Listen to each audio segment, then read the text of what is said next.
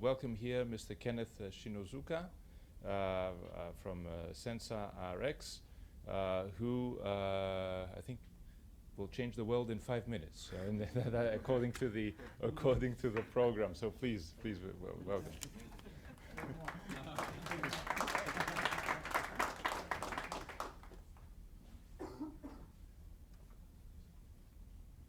So I guess I'm giving a speech then. All right, awesome. Well, changing the world, what does that mean? Like, I'm a 17-year-old, I go to high school, today I'm skipping school. Like, what does it mean for me who sits in a classroom from like 8 a.m. to 3 p.m. most days to be changing the world? When I think about changing the world, I think these like three things immediately come to mind. First, ending poverty. Second, forging international peace. And third, expanding education. Lots of other things, these big, giant ideals, right? That's what you think about when you think about changing the world. But I think what often gets lost in that conversation is the fact that changing the world can start from just one very small event in time and one person. For me, my entire journey started with my grandfather. Now, growing up, my grandfather and I were very close, and he and I would always actually sing to each other, and that's how we bonded together. And I remember when I was 4 years old, actually, the two of us were walking in a park in Japan. We were singing our favorite songs to each other, and at one point, his face suddenly went completely blank. And I knew that he was lost. I was only 4 years old at the time, and I didn't really understand what was going on, but I knew that he didn't remember the way to get back home. And that was really frightening. I actually remember the 60 minutes that it took my mother, who's here in the audience today, to find us was actually the scariest hour that I ever spent in my entire life. That incident, that moment, that one moment in time that he stopped singing, turned out to mark the first sign of my grandfather's Alzheimer's disease. And over the years, his condition got worse and worse. And in particular, he started wandering out of bed at night frequently. And my mother, my aunt, and I had decided to take turns looking after my grandfather. But when we moved to New York City in the summer of 2012, my aunt became his primary caregiver. And at that time, his wandering started to become much more frequent. So he would actually get out of bed at least once every night. And my aunt had to stay awake all night to keep an eye on him, and even then often failed to catch him leaving the bed. So learning about how much stress she was going through and the fact that my grandfather could encounter accidents whenever he wandered, I became very concerned about my aunt's well-being as well as my grandfather's safety.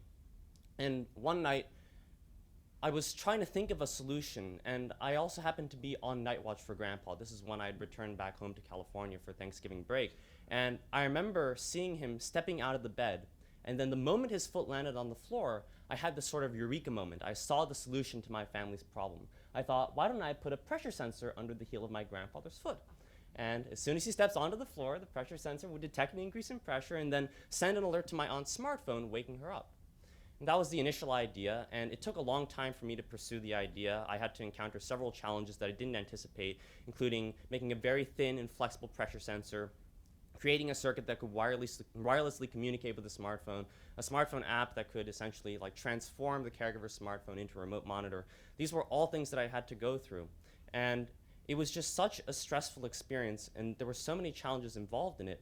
But I think what was really rewarding at the end of that experience was just one moment, one singular moment when I had finished my prototype, I had integrated all these components together, and I decided to test it on my grandfather for the first time. And I remember in the middle of the night, we were all sleeping, trying to figure out whether or not this sensor would work. And my grandfather stepped out of the bed, and we all hear this one alert, this faint alert beeping out. And we knew that the sensor was working because my grandfather had gotten out of bed.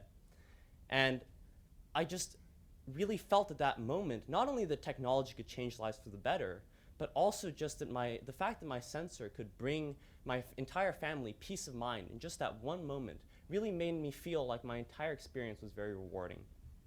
And I continued to pursue the idea. I created my own startup so that I could commercialize the sensor and deliver it to those in need. And I'm actually starting to ship out my sensors today. So today actually happens to be 2 occasions, one this award and also shipping out the sensor. Thank you very much.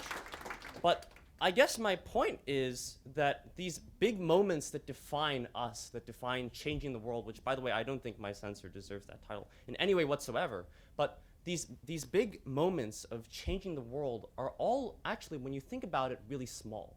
They start from one sliver in like the vast continuum of time. They start from one person in this giant pool of people that we call our collective humanity. It all started from one person getting lost and starting to forget how to sing his grandson his favorite songs. It all starts from one moment of his grandson realizing that his sensor would actually work and send out an alert when his grandfather got out of bed at night. These small moments define us, and they define big progress for us. And again, I don't think that this sensor is worthy of a title like Changing the World. But if we want to expand our way of thinking about wisdom, for example, we have to realize that these big challenges often start from very small places, that we can't just start tackling them and imagining that they're these things that affect billions of people. We have to start on a very small level. Thank you very much. Like my grandfather used to say, George, you're a really good kid, especially when you're sleeping. And I never knew what he meant. I was always like, what is he talking about? Good kid, especially when you're sleeping. Then we had our son, George.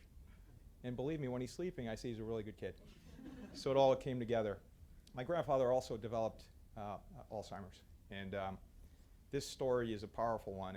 And Kenneth, for you to develop a sensor to track your grandfather, and our condolences on his recent passing, is profound. And that really is changing the world. Creating a sensor. And today your company is launching? Is that what's happening? Yeah, we're launching the sensors. We're shipping them out. And he's an Eagle Scout. So just had to throw that out there.